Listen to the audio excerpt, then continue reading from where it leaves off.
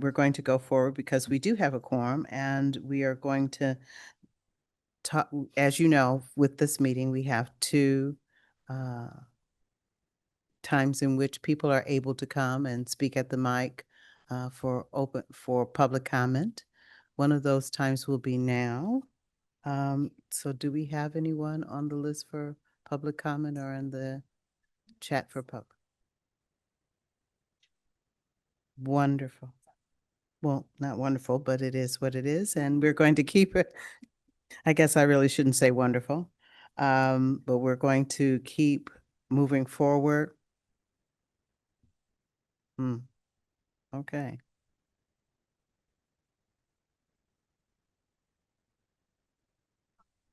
Okay. And we will move forward. Thank you so very much for coming. We do have some issues that we need to take care of, and though we don't have anyone for a public comment right now, we will have someone, a portion where we can have public comment at the end of the session. We're anticipating this session to go very smoothly. I would like at this point in time, since we have a quorum, for us to review and to have a vote on the minutes that have already been in your packet. I'm sorry, Chair Hayes, could we please have a vote to allow virtual participation? Well, you got So when we another do get message. Councilmember Harris back. You have another message.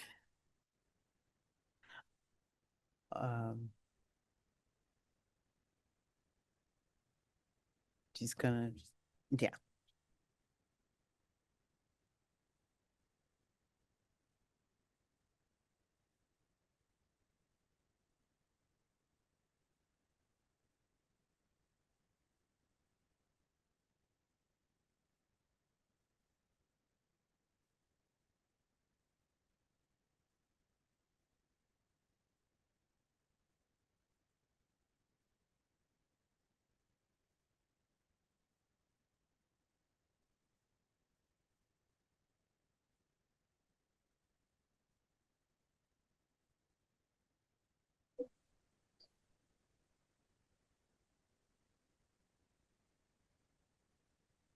Can you hear me now?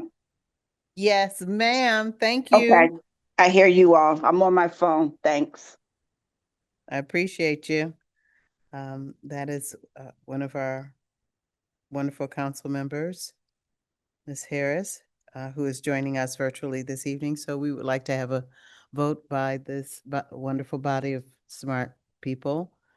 If I could have a motion to have her join us virtually from the second, please. And we have a second. All in favor? And it is so moved. Thank you very much for your patience. You know, there's always something with technology. It's our you all. friend, but sometimes it's not. The next thing on our agenda is to going forward is to deal with the issue of our minutes from September 11th. If there are any corrections or issues with the minutes, please let us know. And I'm sure that that's already been handled, right? In writing, no? Okay, so if I could have a motion to accept the minutes as they are. Thank you. Second. Thank you. And we have accepted, all those in favor say aye. And Aye. we have now thank you so much. And we have accepted those minutes from September 11th. We have no public comments, so we are going to get to the business of new business. And that is reviewing the staff applications, the applications that the staff has received, many for safety net and one for case management. And we will start with the staff review. Thank you so much. Chair Hayes, committee members, I would like to start off by saying that the staff recommendations are not funding recommendations necessarily. They are just recommendations about the applications and but there's no automatic approval or guarantee of funding. The city has released its draft, its proposed FY26 budget. I encourage everyone to take a look at it. The good news is that the amount staff requested for the community grant category in the Human Services Fund, which funds the work that you recommend to City Council, that was received at the level that staff requested. So that is great. We have money in the budget proposed, but it is up for discussion. And the Human Services Fund is primarily 93% funded through a tax levy. That tax levy as a whole is up for an increase. The city is proposing a $2.5 million increase to that budget item, to that tax levy. And it's a discussion. The Human Services Fund also supports the CARES team, the Mayor's Summer Youth Employment Program. So we are part of a group that does good work in the community. And that work, we have to ask the public to weigh in and support that work. So SSC, I also want to remind SSC that we're not supplementing case management or safety net services with CDBG or any federal funds at this time. We do not plan to. Staff hopes to, in the first quarter of 26, propose a house and emergency rental assistance program that would be federally funded, and more to come on that. But I just wanted to remind everyone that while we have the request in for our funds, nothing is guaranteed. Staff hopes to have a finalized budget amount for our discussion in November. And so the recommendations from staff, there still could be some shakeups depending on the city's budget. And I'll have more for you at the staff report toward the end of the meeting. Thanks.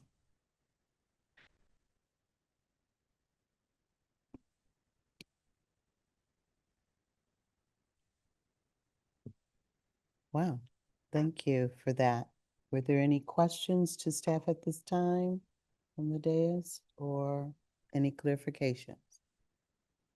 With that, we can move forward, and I believe the first agency that is coming up is Turning Point. Welcome.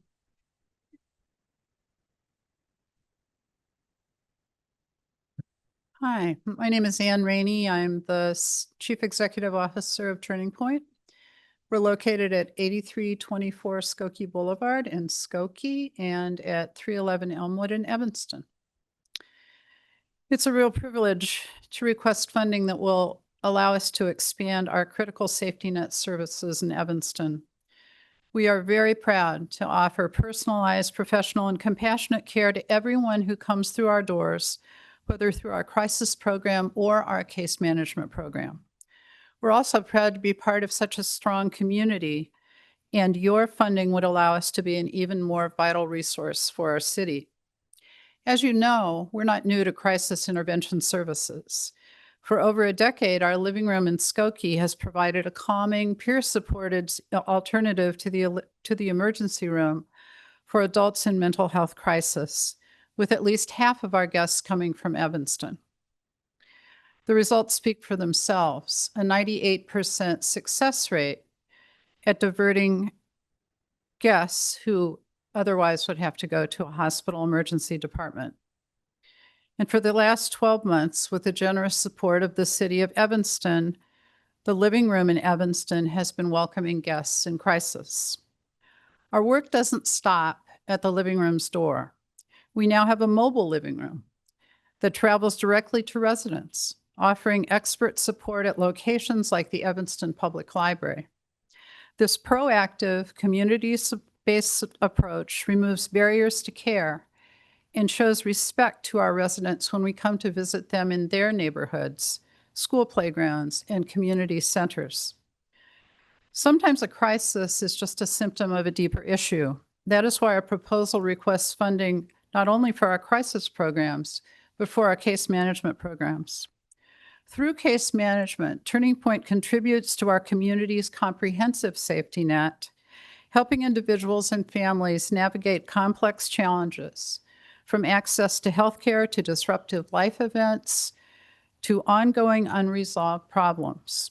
By addressing the underlying issues that lead to instability, we can create more sustainable outcomes and build a more resilient community. The strength of our services comes from collaboration, not isolation. We are deeply committed to our partnerships with community organizations like Peer Services and Impact Behavioral Health Partners, which allow us to offer integrated support for issues such as employment assistance and substance use concerns. We do not see ourselves as working alone, but as a key member of Evanston's robust network of service providers. Your funding would be more than just a grant. It would be an investment in the health, stability, and safety of our entire community. By funding our services, you can help us reduce the strain on emergency services by diverting mental health crises to a more appropriate and less costly setting, to address long-term issues like chronic mental illness and related health issues by connecting vulnerable residents to supportive services through case management, and to support the entire community through proactive outreach and mobile services that meet people where they are. Together, we can ensure that every individual in Evanston has access to the compassionate care and solid support they need to not just survive, but to thrive. Thank you. We were going to open up for questions from some of our panelists here. Do we have any questions for Turning Point? I have one. Please. It states here that you served for the first half, 101 individuals, clients that came into the Evanston location. That's correct? I believe to the Evanston location, or are they Evanston residents? I'm trying to look at what you're seeing. I am looking at served in the first half, FY 2025, 101. Do you see that? You don't. Do you have it? Oh, okay. Oh, yes. So those are Evanston residents. All of those are Evanston residents. Yes, Is ma'am. that my understanding? That's right. So, my confusion is this, and I may be reading it wrong. Forgive me if I am. Evanston, as in a percentage, is 14% of the population served. 14% of our total population for the agency. Of all of your sites. Right. And the number of people doesn't necessarily reflect the number of services they receive. So someone receiving case management or crisis services could be returning for care, and there could be more incidents of their care, family members, loved ones. Okay. So, and you have 2 locations. We do. We have, our main location is in Skokie, where we have a comprehensive array of services. And then we have 311 Elmwood, which is our Evanston living room located on the St. Francis campus. That is for living room purposes, but it is also connected to our new big orange van, which is making its way around Evanston and spending at least one day a week in the Evanston Library, where we actually have a room devoted to our crisis team. So I've definitely seen the van. we say yes to all invitations. Could you explain to me where some of your other residents come from if it's 14% Evanston? Many of our clients come from Skokie. They come from any area that can be accessed through public transportation. We have a fairly robust groups program for people with severe and persistent mental illness, and that's kind of a sweet spot for us. There aren't many programs like that in our area, so we have a lot of people who come from all around to get to that program, which has five days a week groups that number about 40 to 50 every week, depending upon what the individuals need. Okay, thank you for explaining that. Were there any follow-up questions? Thank you so much. Thank you.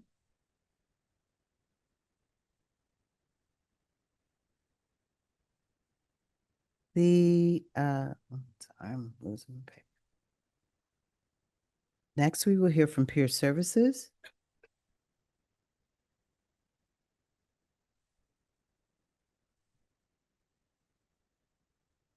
Good evening. Good evening.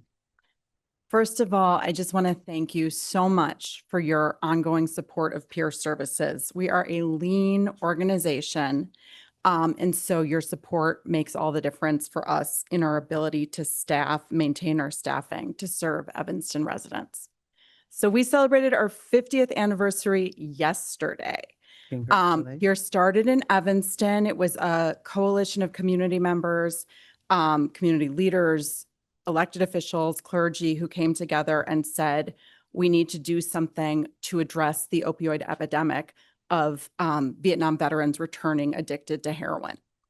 We have continued to provide medication-assisted recovery for the past 50 years, the past 50 years. So our medication-assisted recovery program includes medication, counseling, and case management. The three combined are the gold standard for treatment for people with opioid addiction. We also provide psychiatric services, bridge psychiatric services for both our opioid clients and alcohol and other drug clients, because so often there are dual diagnoses and mental health issues at play along with substance use disorders. And then we provide alcohol and other drug counseling, including individual and group counseling. And we serve clients from ages 14 into their 70s, sometimes even older. We're working with clients who are using alcohol, prescription drugs, illicit opioids, cannabis, and also misusing over-the-counter medications. We have a holistic approach, which includes connecting clients with many of the other resources in Evanston and surrounding communities. And I just wanted to share I guess that the key milestones for recovery for us are reduced use or sobriety, developing a recovery support network of at least 3 people, and engagement in work, education, or volunteerism. So I just want to quickly share a few stories that highlight how our services are impacting Evanston residents. So one is Mia, who wants to have her name shared, wants to have her story shared. She's an Evanston resident who was addicted to opioids for over 30 years, both alcohol and heroin and then fentanyl. And she has achieved recovery and is incredibly proud. She continues to come to our medication-assisted recovery program because it is not something that most people, they have to continue coming to sustain their recovery. She loves coming to group, and she really has shared that through her recovery, she's able to work again. She's planning to go back to school, but that re-engagement with her family, re-engagement with community, and the ability to work and feel like she's being productive. She shared that when she was in active use, she didn't care about anything and she felt like no one cared about her. Another client, AS, who is a man in his early 30s, had a catastrophic accident where a plate glass window dropped on him his first semester in college. He had to undergo a bunch of surgeries and he became addicted to prescription opioids. Once he could no longer get those, he became addicted to illicit opioids and described many situations where he nearly died in order to get opioids. and is now in recovery and has finished his second semester at Oakton Community College, back on track with his education. So those are just a couple of the examples of clients. We also have many clients who have struggled with alcohol and are now back on track. One of the things we're very worried about with the changes to Medicaid is the requirement for work, because it's so hard for our clients when they're in active addiction to sustain employment. So one of the outcomes of recovery is employment, education, and we're very concerned about what's coming with the Medicaid cuts as well as state cuts that we're experiencing now.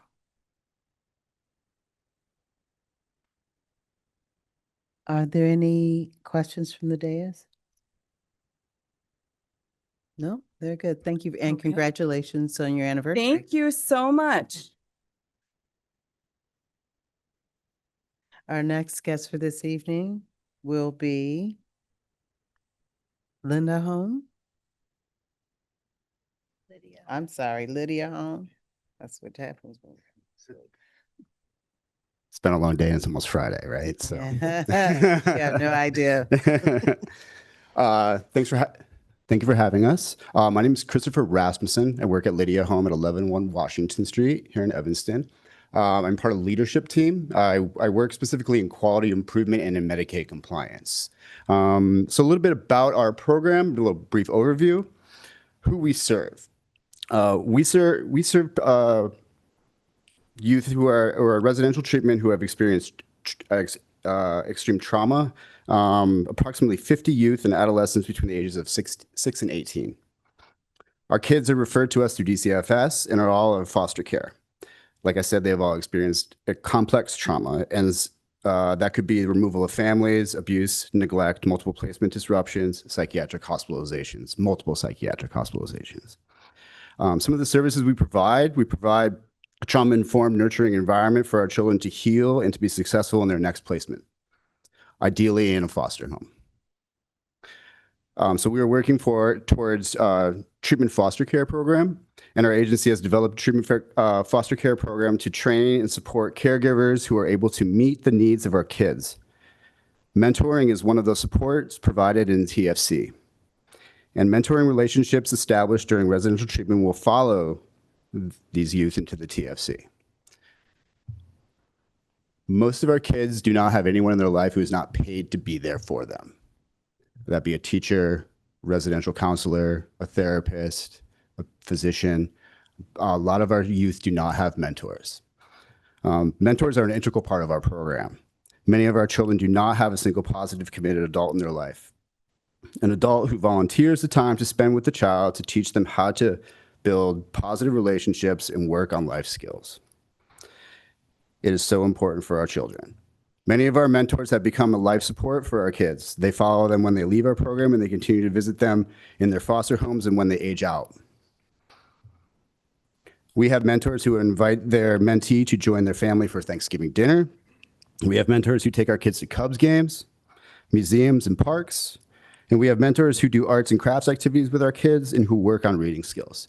Most recently, we've had a new mentor who was a supervisor of one of the mental health units at Lydia Home. He has since returned and is now a mentor for one of our youth in care. How we use this funding? We would use this funds to supplement the salary of a staff member dedicated to recruiting and training and supporting our mentors. And that way we would have a pool of mentors to be able to pull from when we have new kids come in. So ideally we would like to have, once we have a new intake, is assign them to a mentor as soon as they enter our door. Advertising and mentor recruitment materials, as well as what we would use the funding for, and support mentors in paying for activities that they do with our children. That's it. Do we have any questions from the dais? Hi, thank you for you're your welcome. presentation. Can you explain a little bit more about what mentoring and therapeutic foster care looks like? So all of our kids, again, have complex needs, and traditional foster care is not going to meet those needs. So our treatment foster care team, our parents would go through rigorous training. One of our therapeutic models is therapeutic crisis intervention that's done through Cornell University. I'm one of the trainers who trains our direct care staff in that model.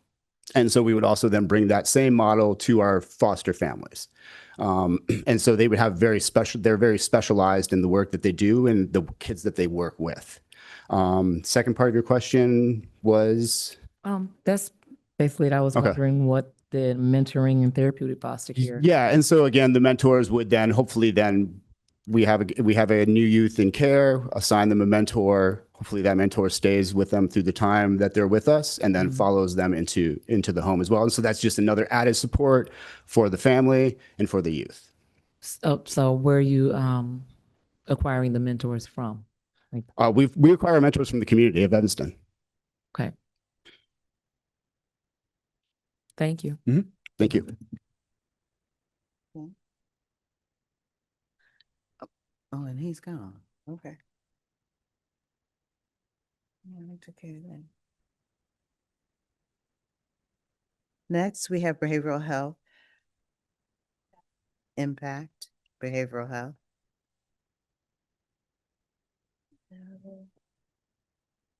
Good evening. My name is Lauren Warsaw. I'm the Division Director of Clinical Services at Impact Behavioral Health Partners. We're requesting continued funding for the case management work we do with Evanston residents. Our Evanston case manager provides case management services to low-income adults living with mental illness. The staff specifically works only with Evanston residents. Examples of services and referrals that the case manager connects participants to include applying for Medicaid, Link or SNAP, Social Security, RTA, utility assistance, SafeLink phones, legal assistance, food and clothing resources, primary care, dental care, employment supports, and more. Our case management work is very robust, filling gaps that participants are not able to access from other service providers. Our case manager is not just assisting in completing applications or sharing phone numbers for resources, but is following up, advocating for participants when needed, and making sure participants have capability to use the resource once that connection is made. The case management service course may range from 1 or 2 meetings for acute needs to a few months for longer-term assistance, all based on individual needs and preferences. This role has served 45 participants so far this year, and there are currently 15 people on the wait list. This case manager has also completed nearly 200 referrals and applications so far this calendar year. We will exceed the number we projected to serve in the 2025 grant cycle, and if funded, we feel confident we will serve even more participants next year, as we've had a lot of success this year that is continuing to build. Without city funding, we risk turning residents away, increasing wait times, and reducing equitable access to coordinated care for Evanston's most underserved households. With city investment, we can maintain capacity and ensure residents remain connected to affordable preventative supports. Any questions for this lady? None for me either, except for one little small thing. Where else, do you have any other supplemental grants that you have that fund your work? For this specific role? Yes, so we have unrestricted funds that are coming from DRS and Medicaid, but that's as an agency as a whole, not that's being like earned from this case manager. So it's like extra support. Okay, Yeah. thank you. You're welcome. I'll be running.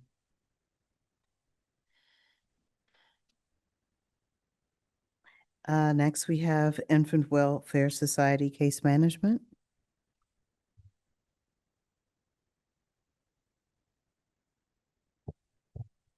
Good evening. Good evening. Thank you for this opportunity to present to you. I think what, excuse me, what I'll do is just give a little information, although I know I've seen your faces before, so you know what we do, but for new people. And then address some of the issues I think that staff raised, and thank you to staff for all you do too. And then be happy to answer any questions. And I know we've applied for 2 funds, so I'll probably talk about them combined, if that's okay. But if you have any questions, please let me know. So Infant Welfare Society of Evanston, can you hear me okay with that? Is our main office is in Evanston at 2200 Main Street. We have our baby toddler nursery there, which is an early Head Start program. And then we have teen baby nursery in the 5th Ward of Evanston, also an early Head Start program. And we have our family support program on Oakton Avenue in Skokie. And that program will be expanding. We just received a state grant of nearly $500,000 to expand that program in Skokie. So that's our 3 core services. So as an early Head Start, and I had to learn a lot about Head Start and early Head Start too when I started. I'm sorry, I don't even know how to introduce myself. Diana Newton, Director of Development and Communications. So as an early Head Start provider, we address the needs of the entire family and not just the children. And I think that can be a little confusing sometimes. So while we do provide early childhood education in the classroom, we're looking at the whole family unit and what we can do for them. Within 45 days of a child's enrollment, the family advocate or case manager is meeting with the family to talk to the parents or adult caregivers, but the children are also being screened to see if they have any delays. And so that happens right away within 45 days. I think infant welfare is unique in Evanston because it's only one of 2 organizations serving this very young population of 0 to 3. District 65 is the other. District 65 holds the grant for early Head Start in Evanston, and we are a sub-grantee. The grant has moved around somewhat in Evanston, and I'll explain that in a minute, but District 65 has it now, so it's the 2 of us. And another thing that makes it unique is that the children and families can stay a long time. So if you go to maybe a homeless shelter or another service, you will receive case management, but you might only be there a few months, where our family, some of them, have been with us 10 years or more because, siblings come on, and a child who's enrolled at birth can stay for 3 years. So we are really engaged with them for a continuous amount of time. And I think that's pretty important. And then we also have the unique ability to provide specialized services right in the classroom.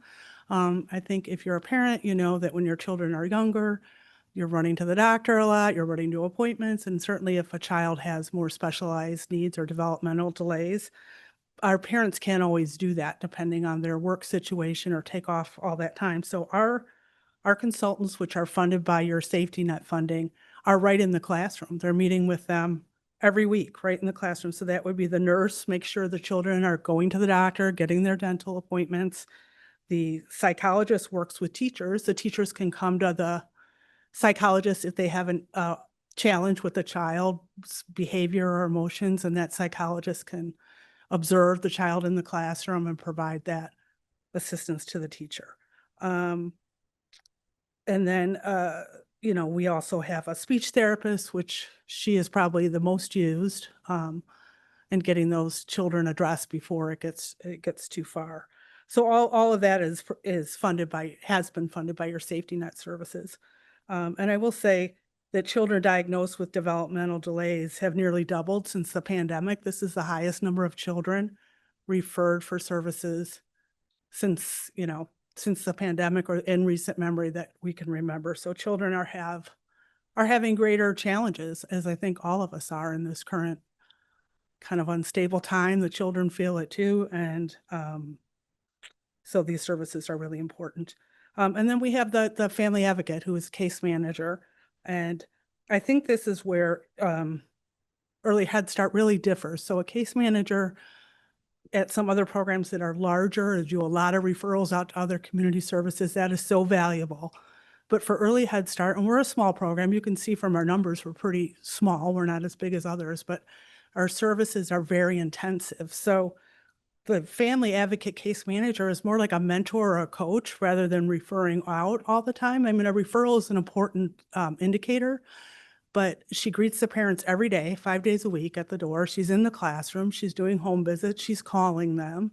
It's more like a sibling or a family member that would follow up on you and say, hey, did you apply for that job? Did you get to the doctor? Did you do what, you can do this. You can enroll in college. I'm going to help you. Let's look at your, application, that kind of thing. So it's really a little bit different. So I just wanted to make sure that was kind of understood. And the goal for the parents is for them to be independent and successful. and be able to advocate for their children and for themselves. And then I said the early Head Start grant has kind of moved around in Evanston. It was at CNE and then at District 65. And we've really had to fight for these funds to add the consultants. They were not funded before, so it's been a little bit of a scramble to kind of get those funds, and we really want to hold on to them, especially now. I mean, at one point, Early Head Start was not even included in the federal budget, so it was at risk of being cut entirely. At one point this year, federal funding, as you recall, was frozen completely. That was a fun day. So it's really uncertain, but all that aside, we've really fought in Evanston for these services, which again, I said, we're only one of two programs. And District 65 does this kind of services too. And I believe CNE does too. We really need to hold on to that funding. So, you know, it's been tough in the early childhood education field in general, to get staff, and we have faced that battle, as have providers nationwide. So we're up a little bit. We just hired several new teachers that started last week. I think it was 4 or 5. So we're hoping to be able to open more classrooms and, you know, serve more Evanston people. And in our 2025 application, we do want to serve more and more each year. But sometimes I think that holding on to the funding is just as important. I know I'm not trying to rewrite what the goals of your funding program are, but in these, I mean, I've been doing this for 30 years, 35 years. I've never seen times like this. So if we can just hold on to what we have and just keep making incremental progress, that's kind of how we're looking at it, you know? Let's see. I think I just want to address some of the confusion that has happened with our program. And I wanted to explain all that background about how we're so interwoven, to explain why it's so difficult to report exactly what everybody's doing, because everybody's kind of all in for the child and family. So an example, in a day, a program director at Baby Toddler Nursery might get a teacher that says, I need consultant services for this child. So that would fall under safety net. But then 10 minutes later, the family advocate could approach that person and say, could you help me with a parent? We had a parent who was living in her car with her children would have services. So then that person is over there. So it's really all day long like that. And to have somebody sit down and write 3 minutes, 4 minutes. So what we do is try to estimate what we think is a reasonable estimate of which staff are involved and how much time they may spend. Case management is just for adults and adult caregivers. That's housing, food insecurity, employment, college goals. Safety net is for the children, the speech therapy, the psychologist. So the consultants are strictly for the children. Where it gets kind of tricky is some of the program people, the executive director, the finance person, they serve both programs. Does that make sense so far? So they're kind of going back and forth between them, but those are distinct services. And we're not opposed to the recommendation that it all be under one fund. I think one concern we would have is that going to be an ongoing fund? Case management has been around longer, I believe. No? Okay. So we just would be concerned about that. And we want to, you know, of course, fight for all the funding we can get and hope it wouldn't be cut too dramatically. Yes, ma'am. I thank you very much for giving us that background. I think that it possibly generates some questions Okay. from the sure. dais and stuff, and I want to make sure that they get their questions in. Y'all have questions, right? You don't? Okay. So there was a recommendation to extend case management, or to keep case management, or to unfold safety net with case management. Right. And you're saying, and your response to that is, if I'm correct, is that you want us to fund both so that you can hold on to funding. Did I hear that Yes. correctly? Okay. Correct. And the plans that if that is not possible, do you have a contingency plan? Well, I mean, we're always having to fundraise, right? So we have to, in addition to the money we get from Early Head Start and other kind of federal or state grants, we have to raise $600,000 from the community every year, or $4,000 per child. Mhm. So I guess I would say, do we have a specific contingency plan? No, but we're just always putting out funding. But I will say at this time, it is difficult because there's retraction in the funding market too when things are uncertain. So funders that might have increased their gift, maybe we'll keep it the same or not invite new people to apply is what I'm seeing a lot. Like we're funding who we funded and try us again later. So yeah, so we're always going to be looking for funding and trying to increase that and Okay. asking for the maximum amount, I guess, like everybody else here. So Mhm. I don't envy your job, but I think we may have another question.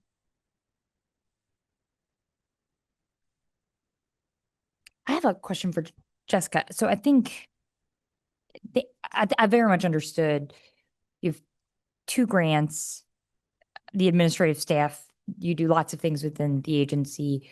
I think I read the recommendation correctly, which was collapsing it all into safety net because the case management piece is smaller because that case manager is also serving children. And then I think I saw, although now I've closed a tab, that you were still, it was still the full funding, right? Let me add that up real quick. You mean they're requesting the full funding of 80? I think the recommendation, well, we had asked for 105,000, which was Yeah, increased that's from right. last year and the so recommendation that was the, reduction. Yeah.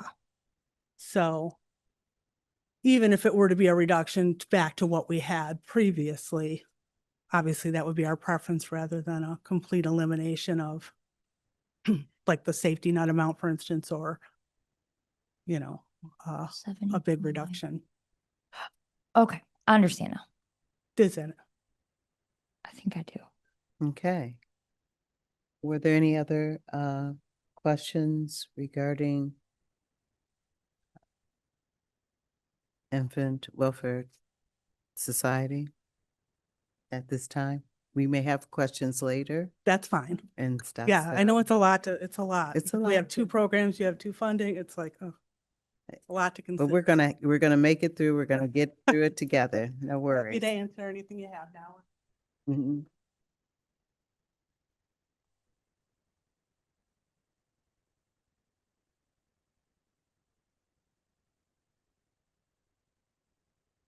We have that. Thank you.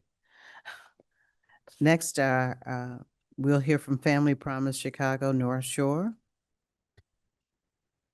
Excuse me, I'm recusing. Okay, yes, Mhm. ma'am. Okay.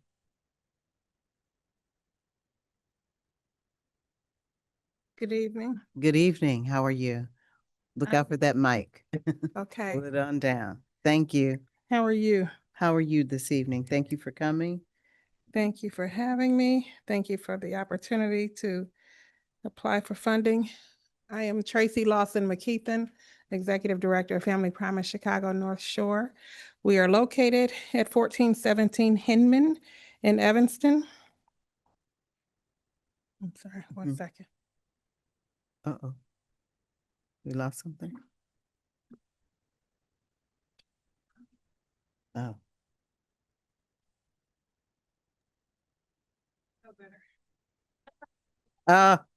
Don't feel bad. That's why I have mine. I understand. Go ahead. All right.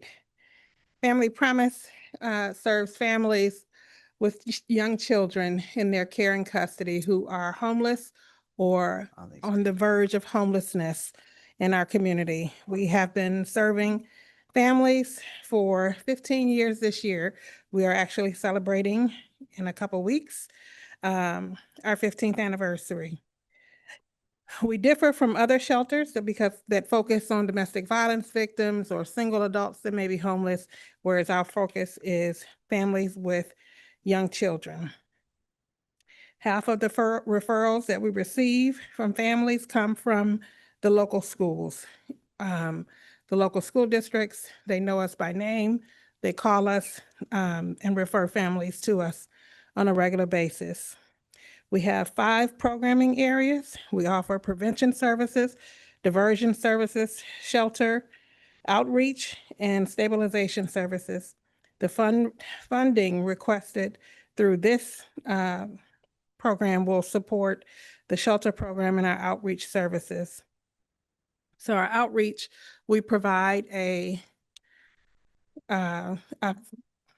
household supply pantry, and we supply other supplies and needs to low-income households in our community. So families are able to come to the shelter once a month to pick up household supplies that cannot be purchased with a link card. Everything from toilet paper to dish detergent and other services other supplies that they may need. In the shelter, we also provide financial literacy workshops and other life skills workshops to help the families. The families that are in our shelter program are required to do a budget with the case manager, and they're required to save 90% of their net income to maintain their stay in our program. Our shelter is about 90 days in length. Most of our families have secured stable housing in less than 60 days while they're in our shelter. Our shelter, we don't operate as a building, a single site. We are a rotational shelter. We work with churches and synagogues in the community that house and serve meals to our families every day of the year, rotating for 1 to 3 weeks at a time. We have 7 congregations of 28 in total that are in Evanston that serve our families on site. The families that have come through our program, they don't have to be employed, but they have to be employable. So we will help them find a job, help them earn some stable income to be able to take care of their families. The majority of our families move into market rate housing when they finish our program. We do connect with Connections for the Homeless to provide some security deposits and first month's rent, and sometimes longer subsidies if they are available. But the majority of our families are paying their rent on their own within 12 months of that time. One of our families that was in the shelter came into the shelter not working and with her 2 children, but she was finishing her master's degree in counseling. So she came into the shelter. We allowed her to not work because we wanted her to meet that and finish her degree. She did. She got a housing subsidy from Connections for the Homeless. So after she was in the shelter for about 2.5 months, she moved into her permanent housing. She got her degree while she was in that permanent housing. She works at a housing agency today, and she's on our board of directors. We have lots of stories like that of families who have successfully come through the program and now work for Family Promise at our shelter program. Questions?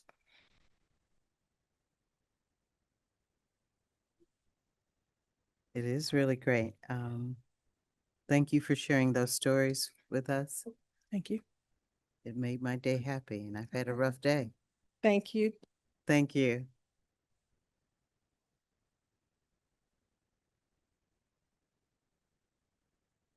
Next, we will hear from Family Focus.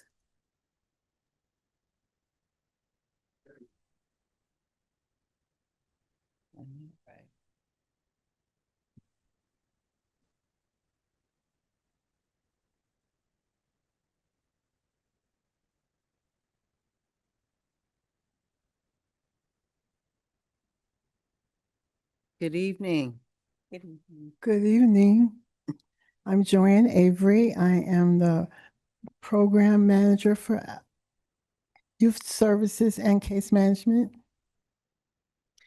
Good evening. I am Keisha Terrell. I am the program manager for home visiting and doula services, and I am the acting interim director. Okay. Of course, I lost my part, but okay.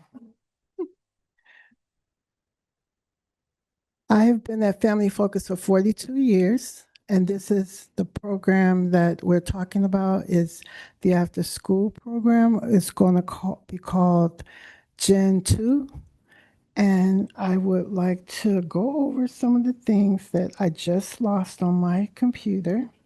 So forgive me, but I'm going to get it. I'll I know skip- that technology be working against us some days. Yes, I'm so sorry, but I'm just going to read what I have on here. All right, you'll find it. It'll be okay. All right. So that after the youth after school activities, I want to go into that first before I go into anything else.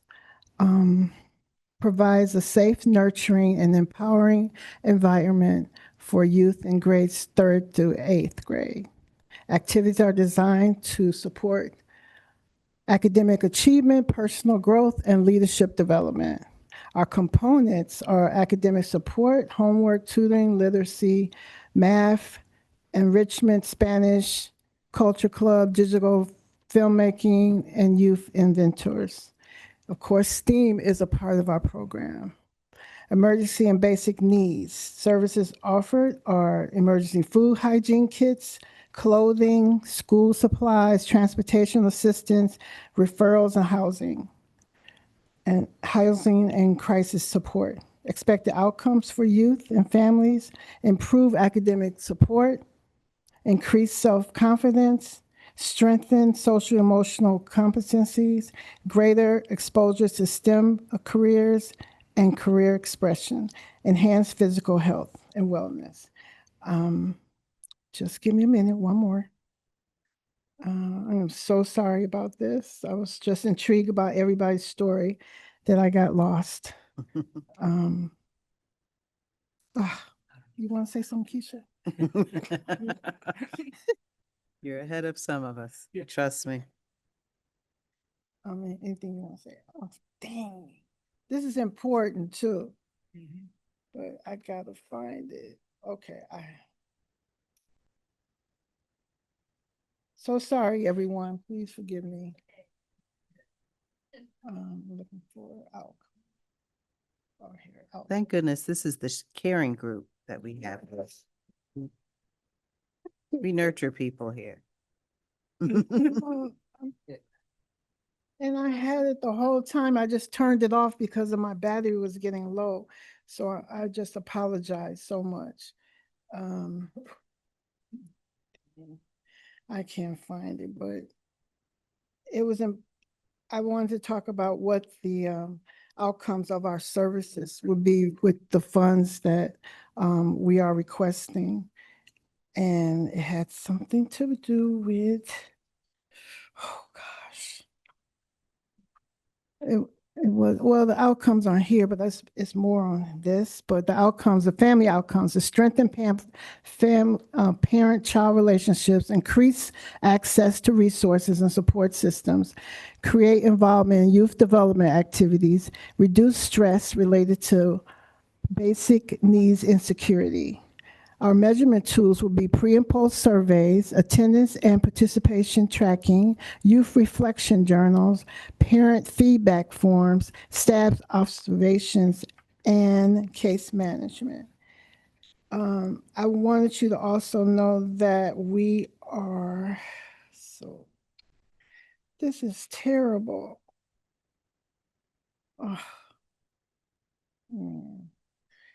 Okay. Well, I'm going to break protocol and ask you to tell us about one of your success stories from Family Focus. Okay. After 42 years, I know you have one. I have many. I'm sure. I recently, one of the kids just called back and said, she's getting ready to be a doctor. She passed her board exams and she was a participant in my program from 3rd grade to high school. She has since come back to volunteer. She has since come back to be a mentor. She has since come back and she's a sorority sister. And she says, I'm not just saying this, but she says it's all because of me that she has made this transition in her life. She's going to be a physician. And I have another one, a young lady who is a lawyer right now in New York.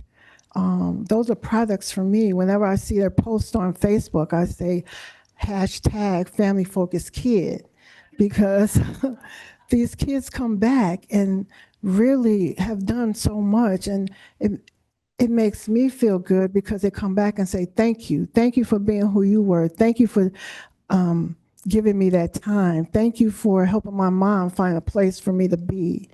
And they came back. So they come back when they come home from school. They come back and give. They come back and support other youth, tell them their story. I'm working on a project called Legacy, Mosaic Legacy. And we're working on that now so that because we are a part of a legacy and that mosaic is different pieces in that puzzle. In fact, my after-school program is called Mosaic Legacy, and everything that we're doing is going to be pertained to our legacy. And 42 years, I have no regrets. If I could, I would do 42 more, but you know we can't. But he gives me strength every day. And so I'm so sorry. I wanted to say more about the two generation program. I hope I get to even send it in to you, but I should not have turned my phone off, but the battery was running out. Well, your phone did not cheat you out of sharing your story with us about the legacy, and we thank you for that. Thank you. I'm sorry, I meant to ask if anybody had questions. You're getting applause with the turn off phone. Really? Okay, that's beautiful that you're getting applause with a turn off phone. I love it. Child Care Network of Evanston.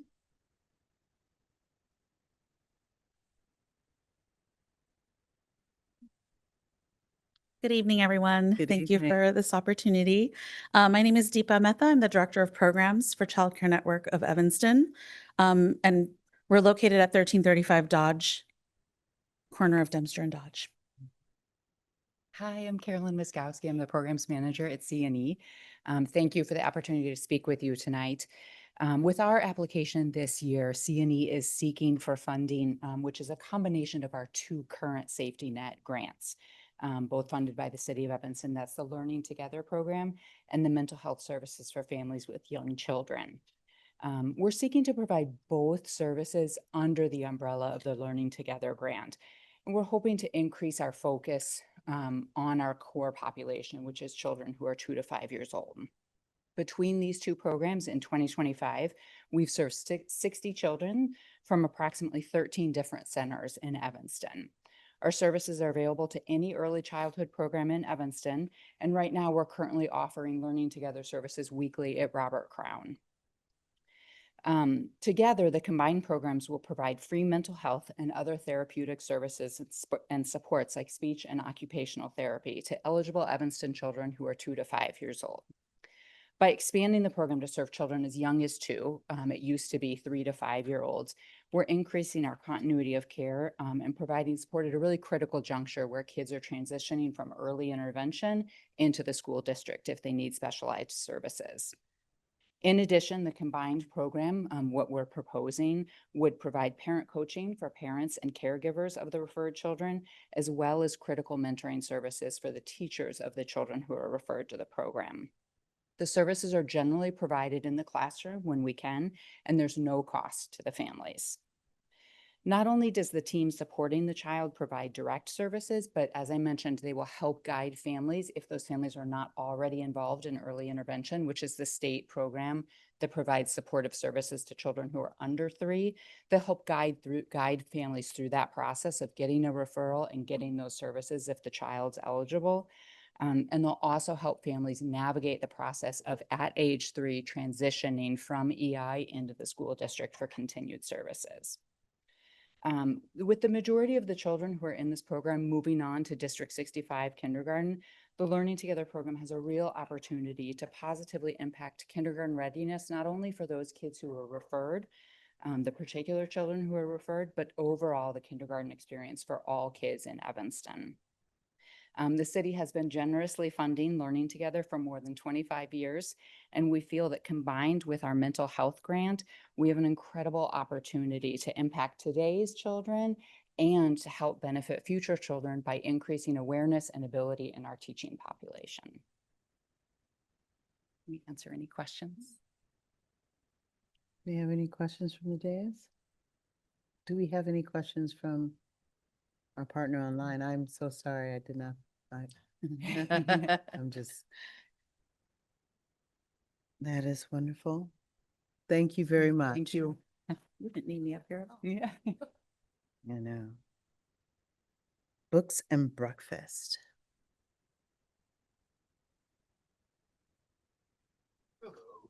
Hello. So used to going first at Books and Breakfast, you know, I get to sit through and hear a lot more cool stories this way. I know, right? I am Kyle Hannawalt. I'm the executive director at Books and Breakfast. We are an organization that partners with District 65 to advance educational equity. We do this through two programs with the goal of preparing students for school physically, emotionally, and academically. We have a morning program. We're in 7 elementary schools currently here, kindergarten through 5th grade, where each morning we serve kids a healthy breakfast. We offer tutoring and social emotional support. This is a program that we have now done for 12 years, originally starting addressing some of the resource gaps that were created around the closing of the initial foster school and what that meant for all our North Evanston and Central Evanston schools. Since then, we've actually expanded to see the need across Evanston, but as our proposal speaks to, certainly at the heart of who we are is recognizing the historical wrongs of our town and the efforts we're doing to make it right and our efforts to support that. So the second program we do is a summer program where students get one-on-one tutoring online for 3 times a week for 6 weeks. And now for 4 summers in a row, we've seen over 6 months of academic gains in either reading. This summer we did a math, actually our math pilot this summer saw 10 months of gains using pre and post diagnostics. We are also evaluating our program, not just on obviously our desire is to close the gap, see all of our students find the academic success. But what we believe is that is not just about providing tutoring. That's not just about providing breakfast. It's about creating a community of support and relationship where children actually feel seen, feel valued. They know that the effort they put in can make a difference. And so we do this by making sure that we are loving on them, not just with our staff, but we have over 500 tutors that volunteer their time with us.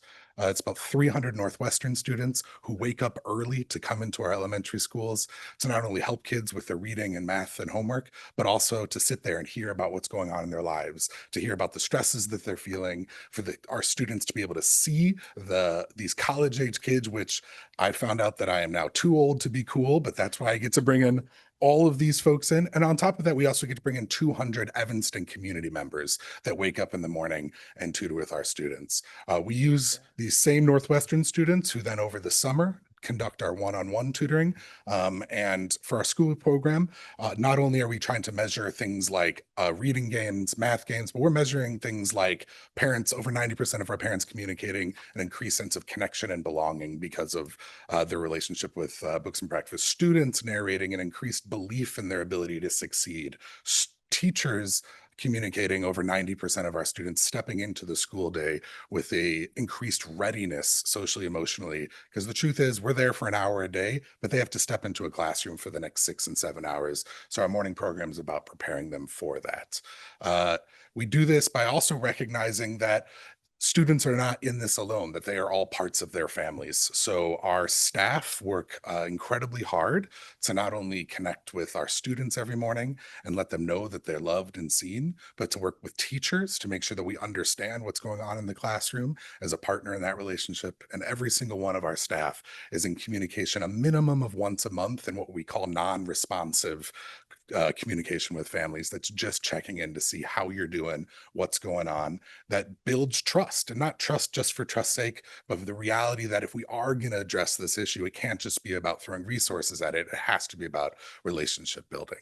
And this was seen this last summer. We recognized with the cuts in the district, gaps around access to camps and other summer resources. And there are scholarships out there. There are available options, but the barrier is sometimes not what's available, but but what families know about, what families say, can I navigate this process? And so our staff was able to work with families and say, you need an overnight camp. Well, we have this option. We'll walk you through the process to make it happen. You need a day camp, you need swim lessons, which this last year we had over 140 students that were connected to these scholarships, which really is just a testament of the relationship building of our staff. So what we're here for this grant is to be able to sustain our funding at our 7 existing schools, to be able to maintain this relationship, especially right now in the midst of the budget cuts in the district, the ability to be able to step up in a time where we recognize there is increased need, and partnering with the district to be as strategic as possible and how we can use our resources for our K-5 students, but also looking at the realities of changes and shifts that are coming with the district. First and foremost, where I started, the opening of the new Foster School next year, which we are already in process of helping families understand what this might mean for them, understand what meetings are happening. And what's true is there was a meeting at Fleetwood about 2 weeks ago, and it was an invitation for families that might be going to the new Foster School. And so as we called our families, a lot of our families didn't know this was happening. And there was questions like, will there be somebody from Books and Breakfast there? And this is the kind of thing that we need to recognize is for the new Foster School to really be a step towards righting a wrong. It can't just be opening a building. It needs to be about creating community and relationships. And that's where our staff, I think, are most special, is actually helping families and people come together to do that. And so if we were to get this funding, it would not only enable us this year to maintain our high quality programming this summer and this school year, but it would also look at what does it look like to support the district into this next landscape. The first and foremost would be able to be moving into Oakton Elementary School, a school that for a long time we've had a desire and invitation to move into this year, but we'd like to be able to make that step, particularly since it is one of the only schools that's not been named as a potential site for being shut down. So we can have that community established as students next year will be redistributed amongst different schools. Secondly, our commitment is to stay with our students. So no matter what happens in terms of schools opening and closing, we will follow them to where they are.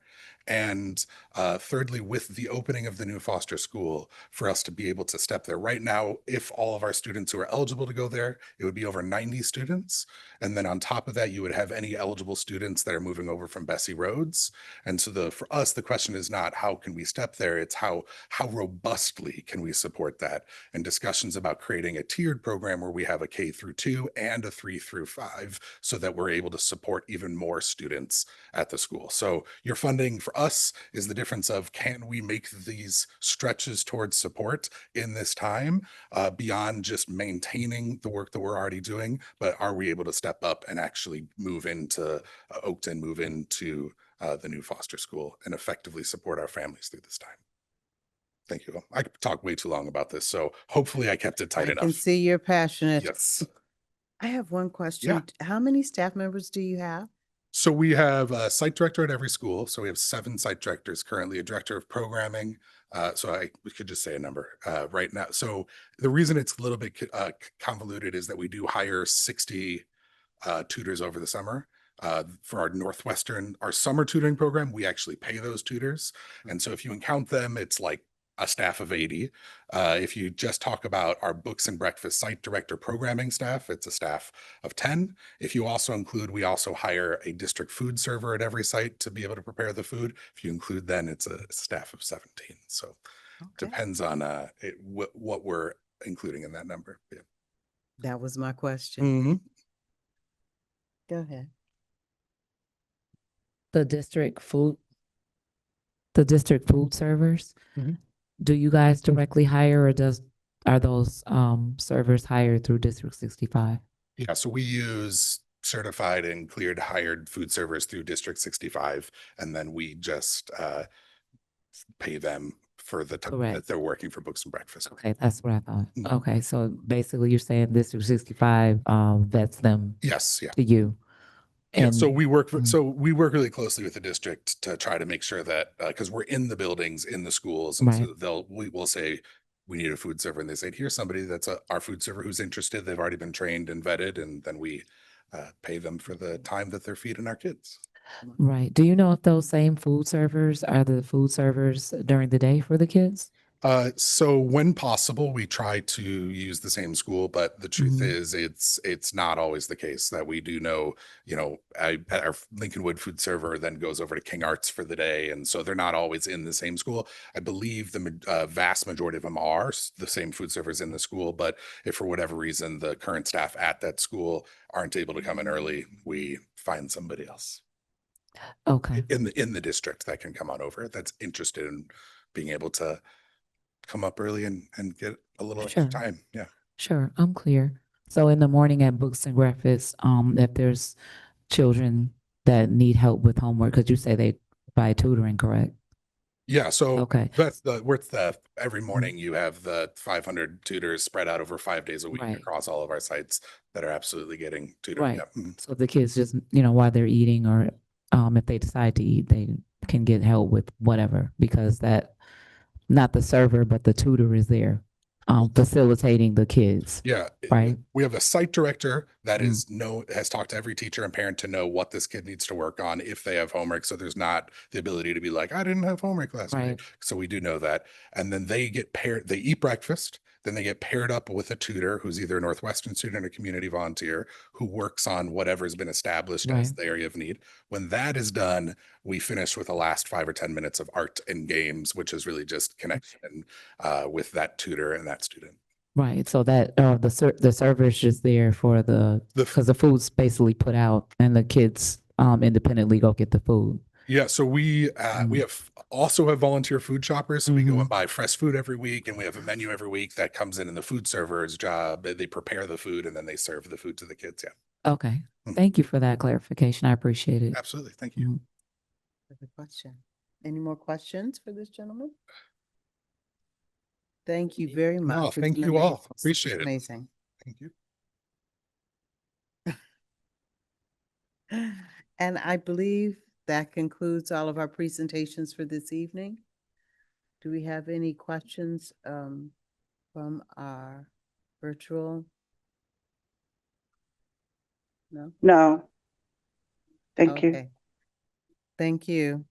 At this time, it is time for the second public comment, and then we're going to, Jessica, are you going to do another presentation for us after the public comment? If there is anyone who has public comment online, virtually, or in the audience, please feel free to let us know so that we can hear your comment. Going once, going twice. All right, so we do not have we do not have public comment. I would like now to turn this over to Jessica, staff here at the city to give us some more enlightenment. I do appreciate everyone coming in this evening, and you guys did a wonderful job with staying in the time zone. That's really good.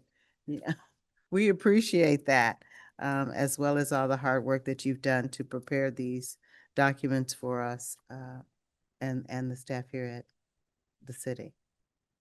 Jessica, it's up to you. Thank you so much, Chair, and thank you for recognizing the agencies. I was so flustered that I booted Councilmember Harris off of our meeting, not once, but twice, that I didn't say it at the top of the meeting. Thank you all for coming, hearing everything that your agencies do. We are so lucky in Evanston to have this rich network of support, whether you're applying under case management or safety net. Thank you all. The presentations were fabulous. The applications were fabulous. It's always a tough conversations from here on out. But to help us have those tough conversations, I was hoping to go over next steps in the application process, including the score rubric, the evaluation sheets. So several months ago, it feels like a year ago, several months ago, when I sent the original applications, I sent them with the score rubric that SSC had approved in July, I want to say. So I have it up on the screen just as a reminder. The score rubric has two sections. The first, under the first tab, is for the safety net services programs. And if you flip to the next tab, this is for case management programs. And let me back up and say, just to be very clear, through the application process, all applicants knew about the rubric. Applicants,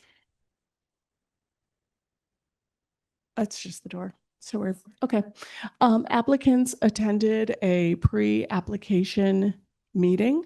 They were directed to this page on the city's website where they can find out more information about eligibility, our requirements, and the review process. So when SSC finalized the score rubric, it was made available.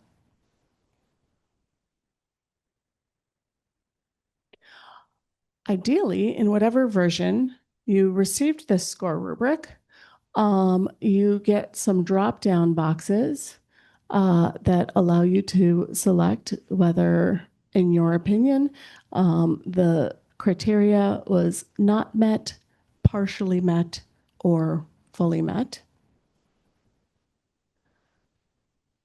According to the columns, they're split up into case management and safety net because the evaluation sheets were slightly different based on the category, but the programs, the applications are presented in the order in which,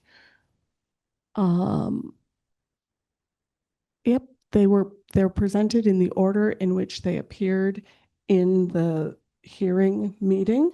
So reverse alphabetical order, but they're slightly out of order because they're split between case management and safety net. Apologies. This was the best we could do. There's also a toggle bar here.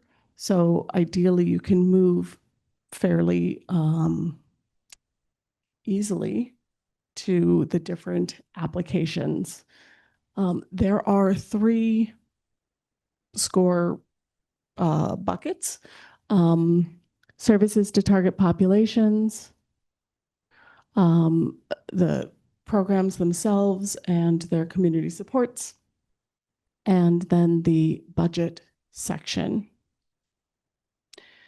The reason I'm going over this sheet is because now that we've heard presentations, SSC will be asked to complete these score rubrics for all of the applications that have come before this committee.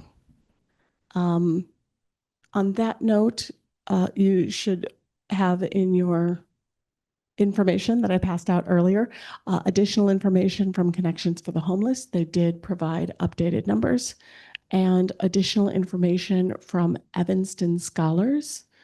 And I will talk about that.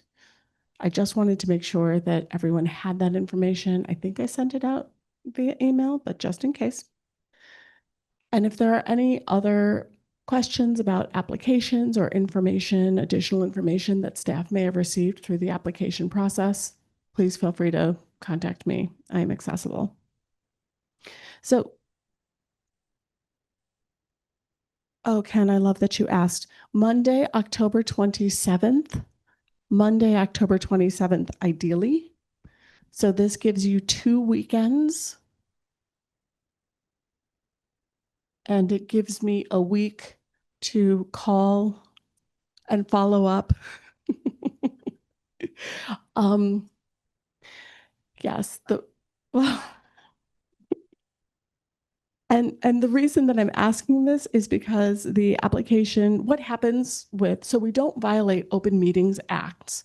When you guys submit the score rubrics to me, I tally them and come up with an average score for each application.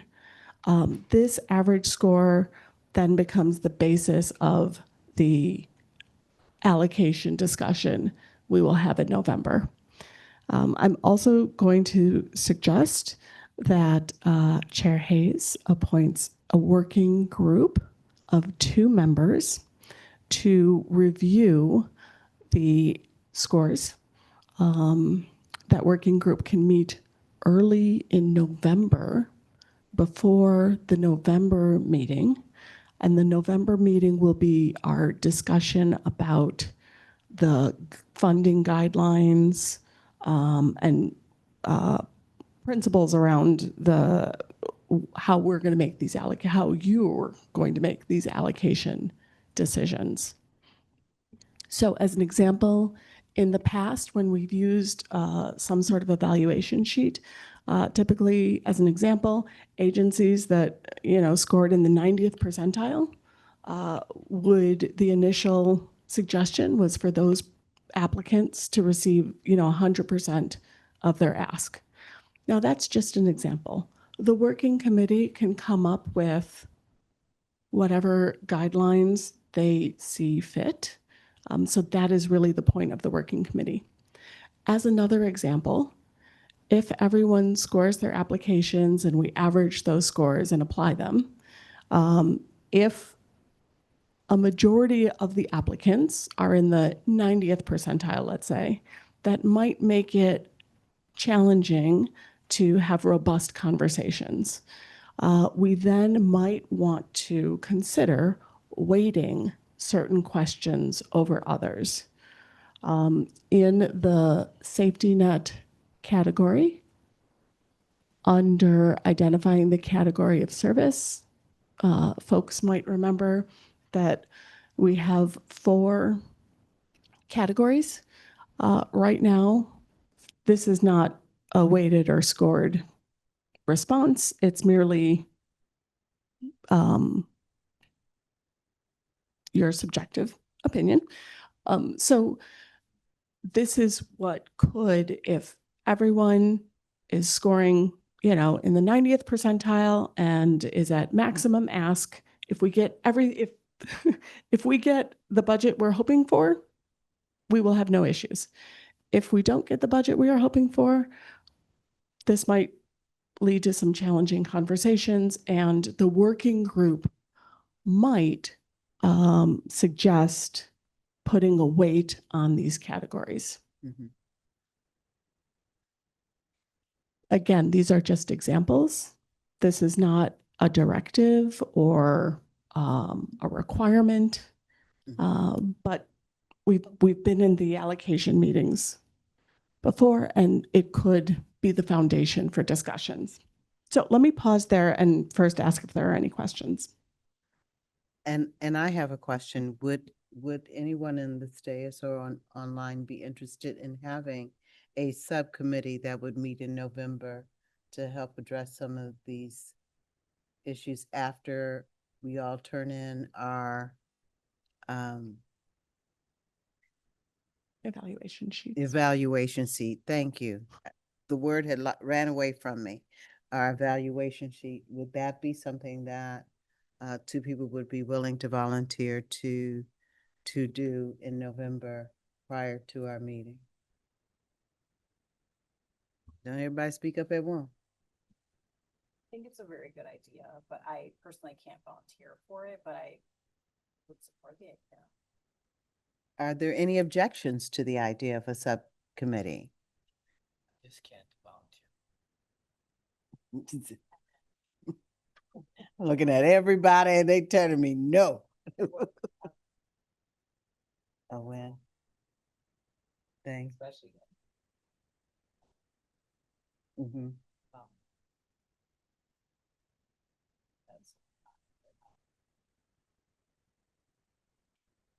Yeah, is that a virtual meeting? I think we've done these before, right? Mm-hmm. We could do virtual meetings.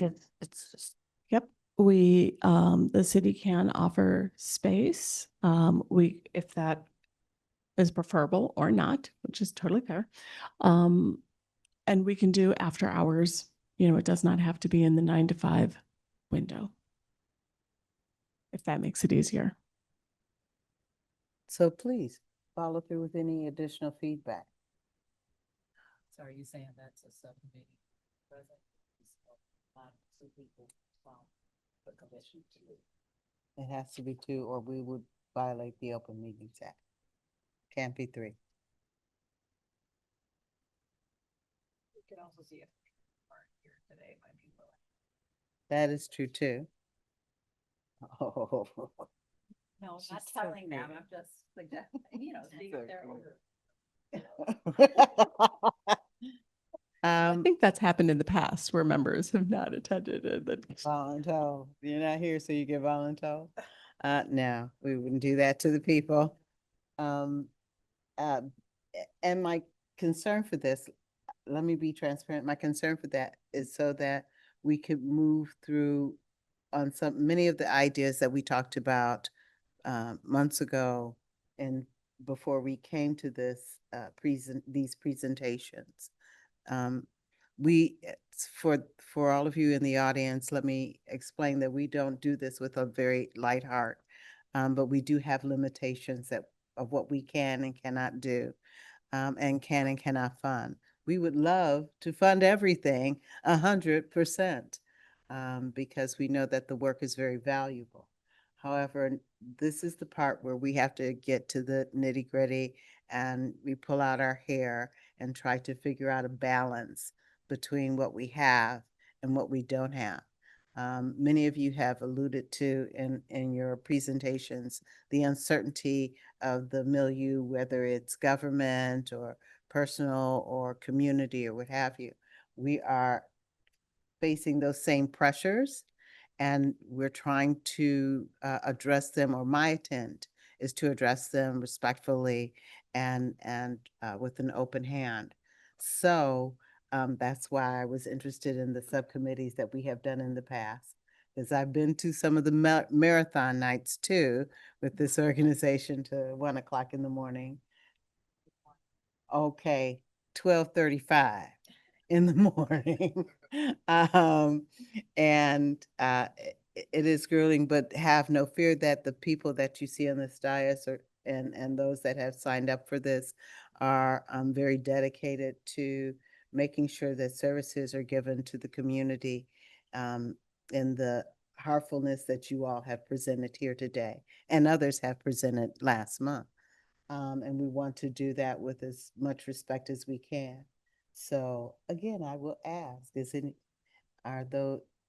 given the time restraints, can we get an idea of, since no one here on the dais has an objection to this particular concept, the others that were not able to come today, maybe we need to breach with them and maybe they would be interested in participating as well in a subcommittee.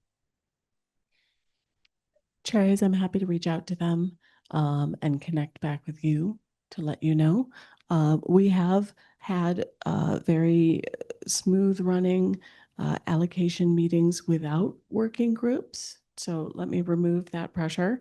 But then let me also stress that it is critical that people, as they can, submit those evaluation sheets so that we do have a good foundation Right. for discussion. October 27th, y'all. Yep, I will send an email with the deadline. I can resend the evaluation sheets. Hopefully, there aren't any challenges opening up the documents, accessing the documents. And between now and, through the end of the year, I am here to support the work of the committee. So please don't hesitate to reach out to me if there are challenges. Yes, please. Okay. We have a technical. Do you have your mic on? It's very fair. They're shutting my brother out here. There's So one I question. have a technical question. When I started doing the scoring, I couldn't understand. Do I just close the document and then somehow or another those marks go to you, or my scores go to you? Thank I you don't so much for I don't asking. understand how this works, I guess. And so when I first open it up, I like, whoa, what am I doing here? It's a lot. So when you first open up the evaluation sheet, please download it. Download it first. Save it. Oh, If you're like me, you'll save it to your desktop, which is not the best practice, but at least it's there glaring at you when you come back to it. Score at your leisure. Save the spreadsheet every time you score it and open it.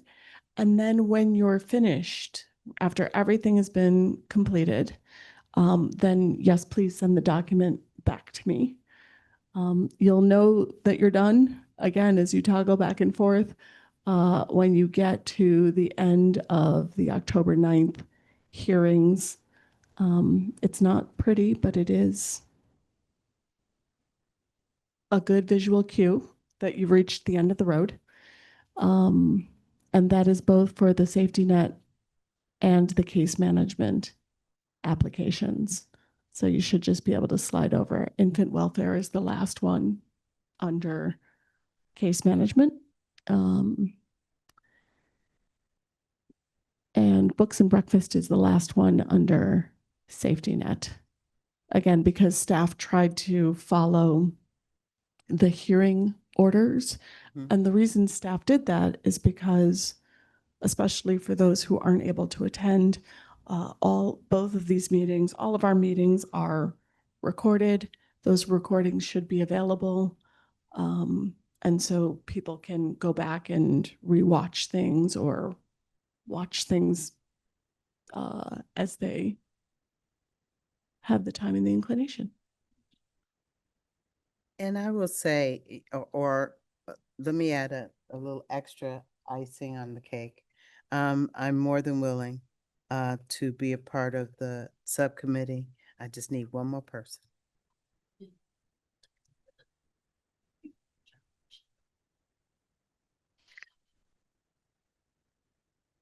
So.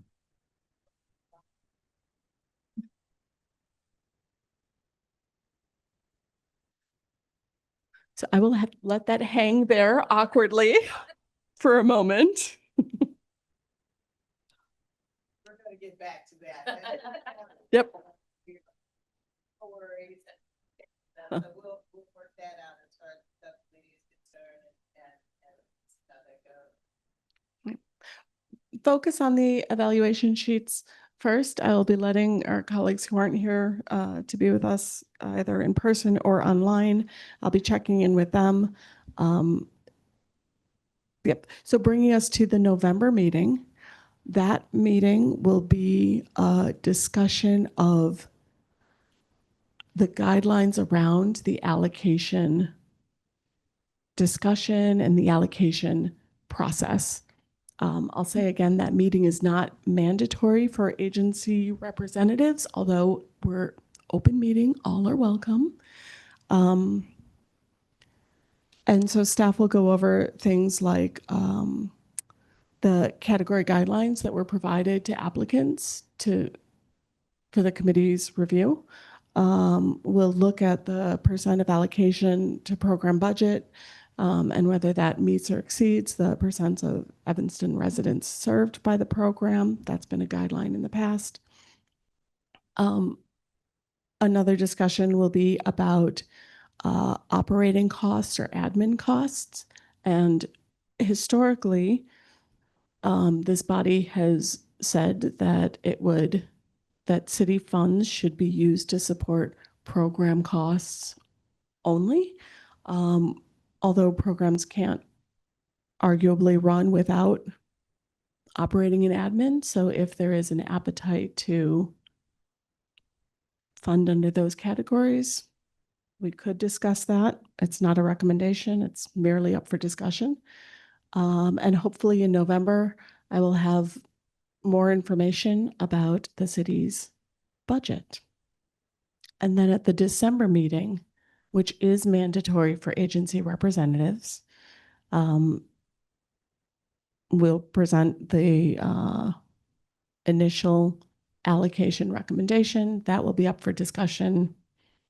And ideally, we can send the allocations to City Council for review after that December meeting. Any questions about that process?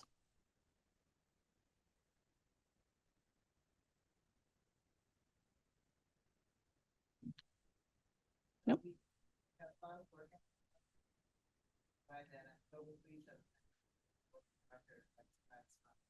It's very important. Those averages back, that data back. Their vision.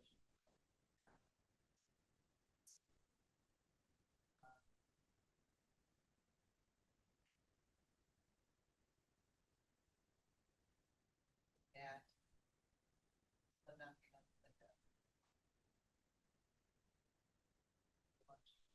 Oh dear. Wait, let me.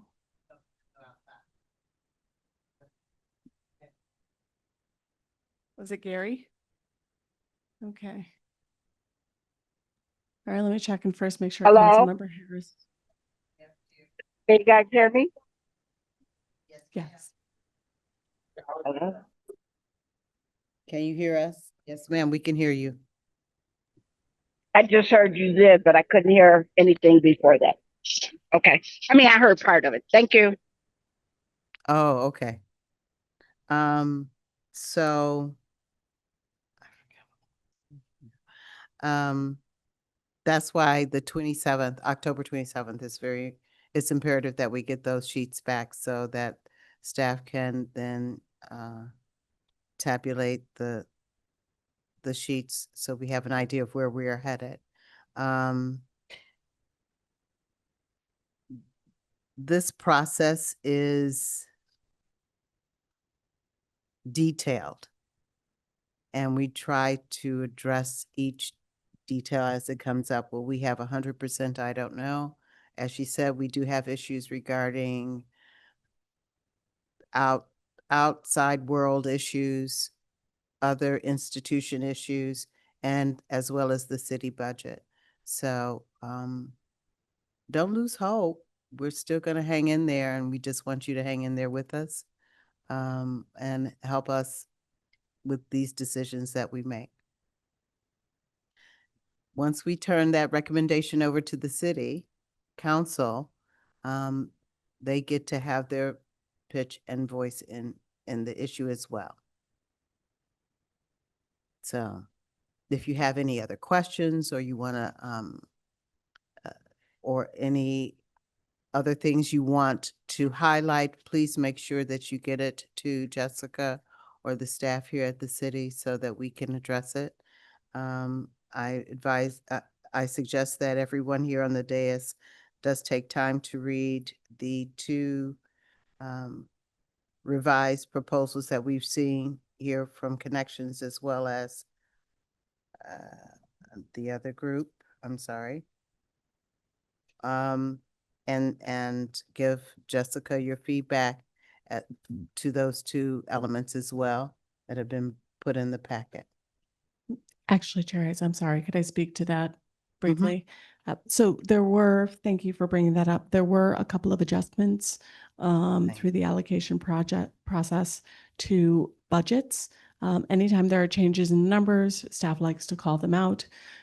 So Child Care Network of Evanston, Evanston Scholars, and Family Promise all had adjustments to their budgets. In the case of Child Care Network, they reduced their request by about $30,000. And this was because the program was serving Evanston and non-Evanston residents. It's been a past guideline that if we are, let's say, 50% of your budget and you're not serving at least 50% or more Evanston residents, the city has reduced the award or presented that to the committee for consideration. So Child Care Network reduced their budget and the scope of their program to meet that requirement. Family Promise also reduced their budget. So their original ask was about $92,000, and they've instead asked for about 89 and change. Evanston Scholars, Evanston Scholars has increased their budget. They came with an original, not increased their budget, increased their request. They came with an original request of $10,000. They've increased it to $30,000 per the guideline. There was discussion about whether or not they could change mid-process. The thought was that if we're accepting reductions or any changes in budget, that we would allow that across the board. The applications, the award amounts are still up for debate. But I did just want to call attention to that. Evanston Scholars in particular provided an updated budget to show how where they would put the increased funds. So I leave that for the committee's review.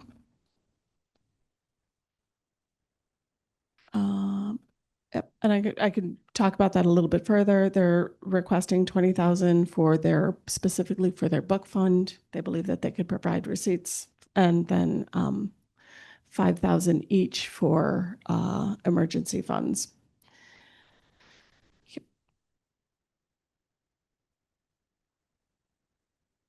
And those were the only big shakeups that I wanted to call attention to. Yep. Adjustments. Thank you.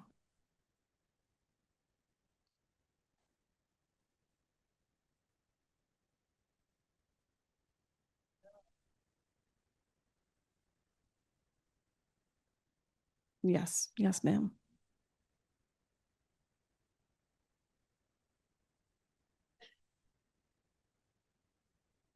If there are no other questions or issues at this time, I would ask for us to willfully adjourn. If I can get a motion for us to adjourn, thank you all so much.